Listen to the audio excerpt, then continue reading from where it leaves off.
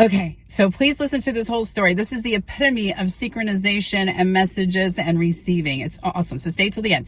So I just left the gym. I just got out of the sauna. I'm all sweaty.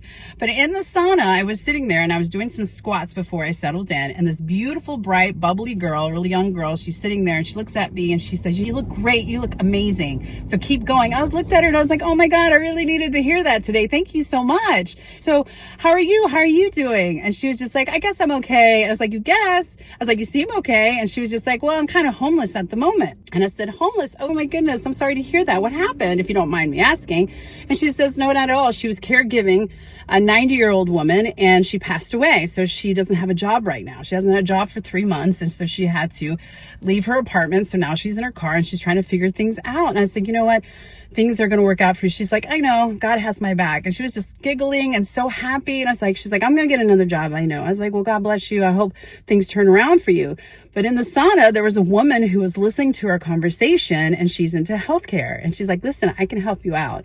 She's like, "I maybe can find you something if you have caregiver experience." And she's like, "Oh my God, that's amazing." So a couple of lessons here. One, I'm being challenged right now. I'm stressed too. Things are tight. I think a lot of people are.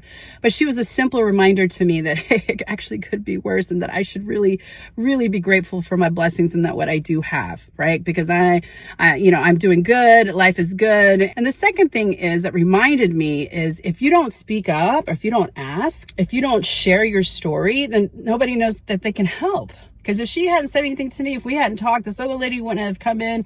So I know when times are tough, people are very proud. People are very like, they don't want to share. They're embarrassed or they're shameful. But the more you speak up, the more you share, the more you ask, you never know what kind of help you're going to get. And that's the same thing that goes with your angels. There's angels all around us all the time waiting for us to ask for their help. For every role there is, there's angels supporting that role. So there's angels for doctors, angels for nurses, there are angels for jobs, there's parking angels. There's angels for healing. There's every role that a human has, an angel has the same kind of similar responsibility.